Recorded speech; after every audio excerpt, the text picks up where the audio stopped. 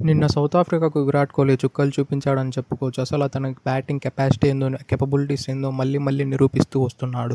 అసలు literally ODI ఫార్మాట్‌లో 52 సెంచరీలు కొట్టి ఇంతవరకు ఎవ్వరే కానీ సాధించని రికార్డులన్నీ అతడే సాధిస్తూ వన్ ఆఫ్ ద గ్రేటెస్ట్ ప్లేయర్‌గా అలా చరిత్రలో నిలిచిపోవడానికి చాలా వరకు అతని ప్రయత్నం అతడే చేస్తూ ఉన్నాడు. అతని తోడుగా ఇనీషియల్లీ రోహిత్ శర్మ కూడా అద్భుతమైన బ్యాటింగ్ చేసి విరాట్ కోహ్లీ మరియు రోహిత్ శర్మ ఒక 100 రన్ల పార్ట్నర్‌షిప్ అయితే చాలా క్రూషియల్ టైమ్స్‌లో అయితే రాబట్టగలిగారు. లిటరల్లీ వీరిద్దరి మధ్యన ఇది ఏకంగా 20వ, 100 రన్ల పార్ట్నర్‌షిప్ అంటే మీరు అర్థం చేసుకోవచ్చు. వీరిద్దరి మధ్యన ఎంత మంచి పార్ట్నర్‌షిప్ బాండింగ్ ఉందని. ఇఫ్ ఇన్ కేస్ వీరిద్దరు కూడా సెట్ అయ్యారంటే ఆపోనెంట్‌కి చుక్కలని చెప్పుకోవచ్చు. ఆఫ్‌కోర్స్ లాస్ట్ మ్యాచ్‌లో కూడా వాళ్ళు ఇద్దరు ఉన్నంత వరకు సౌత్ ఆఫ్రికాకు ఎక్కడ కానీ ఏం చేయాలనో కూడా అర్థం కాని సిచ్యువేషన్. అంత మంచి బ్యాటింగ్ చేశారు.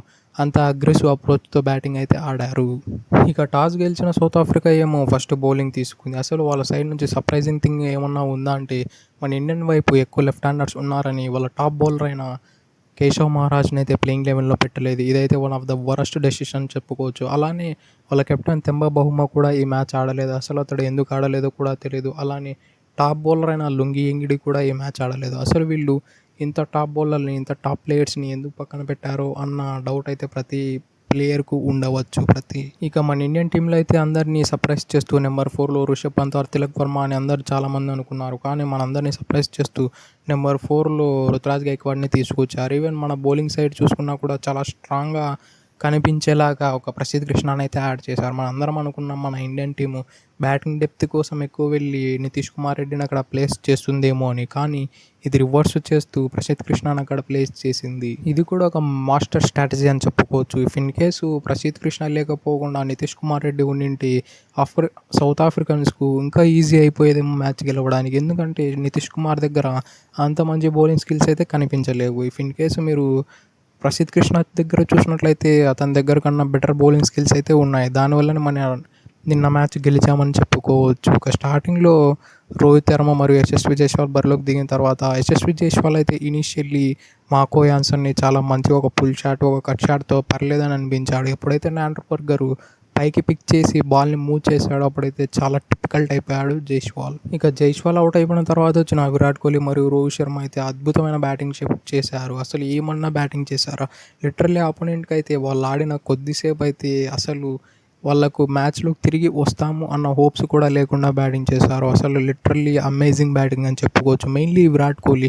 మనం ఇంతవరకు చూసుకున్నట్లయితే రోహిత్ శర్మ అతని అగ్రెసివ్ అప్రోచ్ అయితే చూపించేవాడు. కానీ ఈ మ్యాచ్‌లో చూసినట్లయితే విరాట్ కోహ్లీ ఎలా అయితే రోహిత్ శర్మ ఆడతాడో తన పొజిషన్‌ని విరాట్ కోహ్లీ తీసుకొని అతడు అగ్రెసివ్ నాక్‌లో ఆడాడు.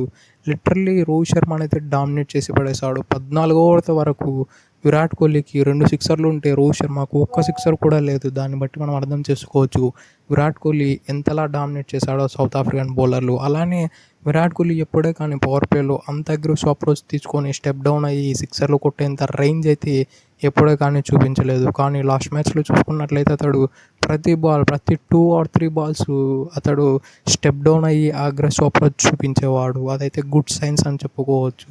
నాకు తెలిసినంత వరకు విరాట్ కోహ్లీ అయితే ఒక్క మ్యాచ్‌లో 7 సిక్సర్లు ఓడే మ్యాచెస్‌లో ఇంతవరకు కొట్టి ఉండడేమో అని నాకు అనిపిస్తుంది. ఈ సెంచరీతో అతడు లిటరల్లీ ఎన్ని రికార్డులు అంటే అన్ని రికార్డులు బ్రేక్ చేశాడు. ఒకే ఫార్మాట్‌లో హైయెస్ట్ సెంచరీలు కొట్టిన ఏకైక ప్లేయర్‌గా నిలిచిపోయాడు. ఇతనికన్నా ముందైతే సచిన్ టెండూల్కర్ ఉన్నాడు. టెస్ట్ ఫార్మాట్‌లో 51 సెంచరీలు కొట్టి అతడు ఆ ప్లేస్‌ని సిమెంట్ చేశాడు. కానీ అది ఎవరు మార్చరు, అసలు ఎవరు చెరిపేయరు అని అనుకున్న స్టేజ్‌లో విరాట్ కోహ్లీ వచ్చి తన డామినెన్స్ చూపించి కేవలం 283 మ్యాచెస్‌లోనే అతనైన పర్ఫార్మెన్స్ అందించి 52 ఓడే మ్యాచ్ సెంచరీలు నమోదు చేశాడు విరాట్ కోహ్లీ.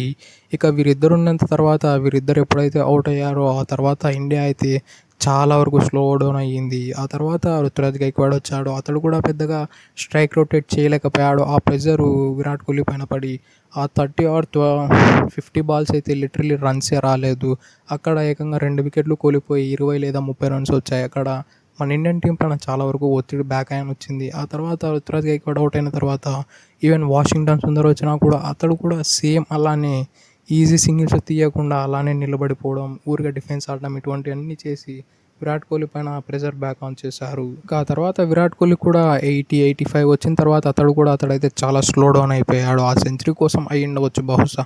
ఎప్పుడైతే ఆ సెంచరీ కంప్లీట్ చేశాడో ఆ తర్వాత అయితే సుబ్రహ్మణ్యంకి అయితే ఒకే ఓవర్‌లో 2 సిక్సర్లు, ఒక 4 కొట్టి అద్భుతమైన బ్యాటింగ్ కనబరిచాడు. ఆ తర్వాత కేఎల్ రాహుల్ కూడా ఇనీషియల్లీ కొంచెం టెంటేటివ్‌గా కనిపించినా అతనైన బ్యాటింగ్ పెర్ఫార్మెన్స్‌తో 60 రన్‌లు కొట్టి టీమ్‌ని ఒకవైపు నుంచి ఆదుకున్నాడు. ఈవెన్ రవీంద్ర జడేజా కూడా 20 బాల్లలో 32 రన్‌లు కొట్టి చాలా మంచి బ్యాటింగ్ చేశాడు. ఇక సౌత్ ఆఫ్రికన్ బౌలర్స్ చూసుకున్నట్లయితే Marco Jansen, Andrew Burger, Corbin Bosch అలానే బ్యాట్‌మెన్ ఈ నలుగురు బౌలర్లయితే 2 వికెట్లు తీశారు. ఇక సుబ్రమణ్యన్ అయితే ఒక వికెట్ కూడా తీయలేదు.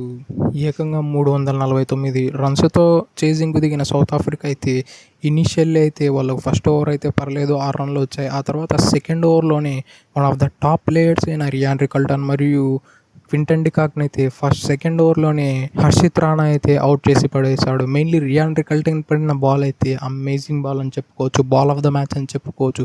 ఏమన్నా బాలా లిటరల్లీ ఆ ఫుల్ లెంగ్త్‌లో జస్ట్ స్లైట్‌లీ ఆ బ్యాట్ అండ్ గ్యాప్ ప్యాడ్‌లో నుంచి వెళ్ళిపోయి క్లీన్ బౌల్డ్ అయిపోయాడు. ఆ తర్వాత క్వింటన్ డికాక్ కూడా ఒక ఎక్స్‌పెన్సివ్ డ్రైవ్ ఆడడానికి వెళ్ళి అతడు కూడా అవుట్ అయిపోయాడు. ఆ తర్వాత మాథ్యూ బ్రెక్స్‌బీ మరియు టోనీ డిజాజ్ అయితే చాలా అద్భుతమైన పార్ట్నర్‌షిప్‌ని అయితే నెలకొల్పారు. వీళ్ళిద్దరైతే ఆల్మోస్ట్ 66 రన్ల వరకు అయితే ఇద్దరు కొట్టగలిగారు. అసలు ఏమన్నా బ్యాటింగ్ చేశాడా? మెయిన్‌లీ మాథ్యూ బ్రెక్స్‌బీ అయితే ఎలా అయితే ఓడే ప్లేయరు, ఎలా అయితే మైండ్ సెట్ ఉండాలి, ఎటువంటి బ్యాటింగ్ చేయాలనో సేమ్ అటువంటి బ్యాటింగే ఎక్కడే కానీ వాక్ డౌన్ కాకుండా చాలా మంచి బ్యాటింగ్ చేశాడు. ఆ తర్వాత టోనీ డిజోజీ అవుట్ అయిన తర్వాత డెవాల్ బ్రావిస్ అయితే 28 బాల్లలో 37 రన్లు కొట్టి అతడు కూడా మన ఇండియాని అయితే కొద్దిసేపు అయితే వణికించాడు. ఏకంగా 132 స్ట్రైక్ రేట్‌తో. ఆ తర్వాత వచ్చిన మార్కో యాన్సన్ అసలు ఏమన్నా బ్యాటింగ్ చేశాడా?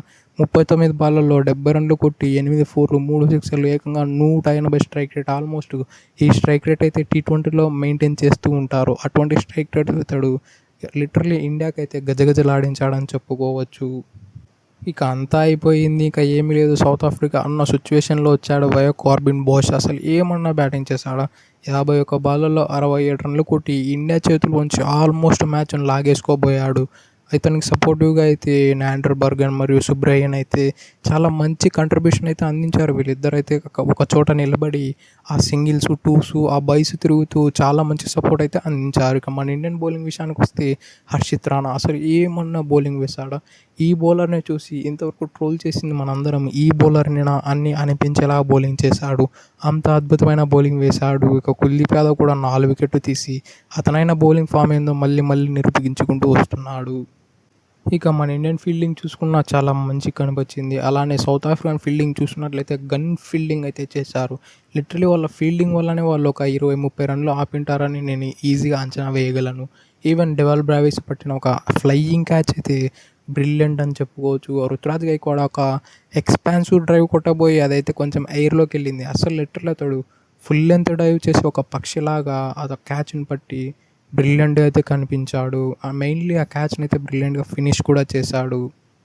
That's it for today. ఇలాంటి మరెన్నో వీడియోల కోసం మన ఛానల్ సబ్స్క్రైబ్ చేసి డైలీ ఫాలో కండి. Thank you for it. Have a nice day.